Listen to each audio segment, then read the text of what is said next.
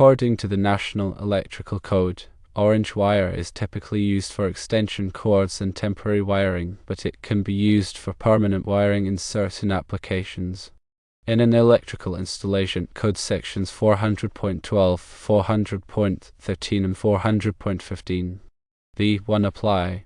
Section 400.12 states that electrical equipment shall be installed and used in accordance with any instructions included in the listing or labeling. Section 400.13 states that listed or labeled equipment shall be installed and used in accordance with any limitations specified in the listing or labeling. And Section 400.15 B1 states that wiring methods, components, and equipment for a specific voltage rating or marking shall be used only in accordance with their voltage, rating, and marking.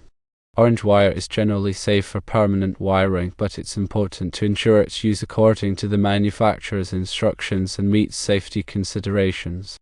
Firstly, ampacity. The orange wire must be properly sized for the amperage of the load it's carrying.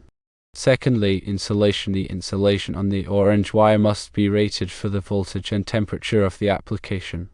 Thirdly, termination. The orange wire must be properly terminated at all connections to ensure electrical continuity and prevent overheating.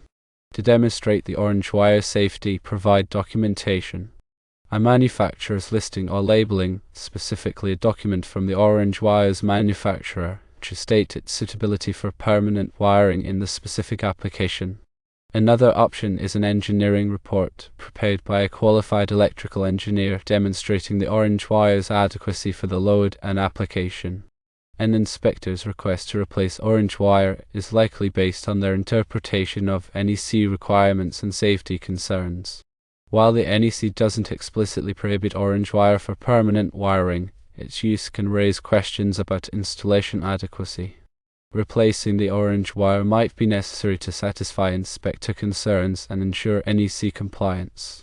However, documentation proving the orange wire installation's safety might persuade the inspector to allow it to remain. It is recommended to consult with a qualified electrical contractor or engineer to assess the specific installation and determine the best course of action.